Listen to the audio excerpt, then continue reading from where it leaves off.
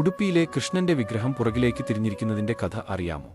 പണ്ട് അബ്രാഹ്മണരായ ഭക്തർക്ക് ക്ഷേത്രത്തിലേക്ക് പ്രവേശനം ഉണ്ടായിരുന്നില്ല. തികഞ്ഞൊരു കൃഷ്ണഭക്തനായിരുന്നു കനകദാസ്.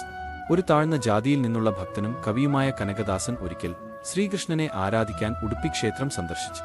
എന്നാൽ അയിത്തം കൽപ്പിച്ചവർ ക്ഷേത്രത്തിന് മുന്നിലെ വഴിയിൽ പോലും വരുവാൻ അനുവാദം ഉണ്ടായിരുന്നില്ല.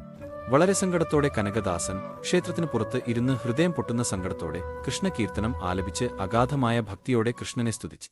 കനകദാസന്റെ അചഞ്ചലമായ ഭക്തിയാൽ പ്രേരിതനായി ശ്രീകൃഷ്ണൻ കനകദാസനെ അഭിമുഖീകരിക്കാൻ ശ്രീകോവിലിനുള്ളിലെ വിഗ്രഹം തിരിച്ചു. ക്ഷേത്രഭിത്തിയിൽ ഒരു ചെറിയ വിള്ളലുണ്ടാക്കി. ഭഗവാൻ കൃഷ്ണൻ കനകദാസന് ദർശനം നൽകി എന്നാണ് വിശ്വാസം.